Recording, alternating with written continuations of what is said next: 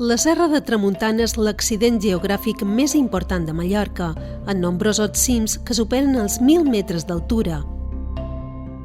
Situada al nord-est de l'illa, presenta un relleu abrupte que en uns indrets cau sobtadament dins la Mediterrània i en altres forma valls en pobles encisadors. En aquest entorn, l'home ha trobat en la tècnica de pedra en sec un recurs imprescindible per a la seva supervivència. Pedra a pedra i generació rere generació s'ha construït un paisatge irrepetible, reconegut per la UNESCO com a Patrimoni Mundial. D'un extrem a l'altre de la serralada es disposa la ruta de pedra en sec, un sender creat per donar a conèixer els indrets de major interès i proporcionar als amants de la natura una experiència inoblidable. L'itinerari, obert tot l'any i accessible per a totes les edats, discorre a vegades prop de la costa i altres travessa com a llaç o s'enfila vora les muntanyes més altes. Passa a passa, el senderista trobarà els vestigis d'antigues construccions de gran valor històric i coneixerà les llegendes, les tradicions i la gastronomia d'aquest indret privilegiat de la geografia illenca.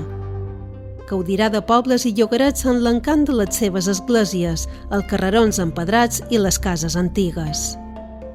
Les possessions, grans nuclis de producció agrícola i ramadera, habitatge de senyors i pagesos, sovint amb tafona i capella, ens emportaran a la ruralia de segles enrere. Per a aquells que en vulguin saber més, els museus els aproparan a la tecnologia, l'arqueologia o les ciències naturals i les fires els donaran a conèixer els productes locals i la manera de viure la festa dels seus habitants. Tanmateix, el visitant quedarà sobtat amb el paisatge i la diversitat dels elements de pedra en sec. Arreu, els costers apareixen escalonats, solcats per parets o per incomptables marges que permeten el conreu d'oliveres, vinyes o hortes. En el decurs del camí se succeeixen els habitacles per a persones, estris o animals i les fonts de mina per facilitar l'explotació de les urgències d'aigua. També en els alzinars i a les garrigues atapeïdes resta la petjada humana, en forma de fons de calç de tota mida per a coure la pedra calcària o d'humils rotllos de sitja, en les barraques on els carboners trobaven aixopluc mentre durava el seu treball. Més amunt, allà on la vegetació es fa ja més escassa, trobaran les cases de neu, amb els seus gegantins dipòsits per estotjar el gel, després emprat per a usos medicinals i gastronòmics.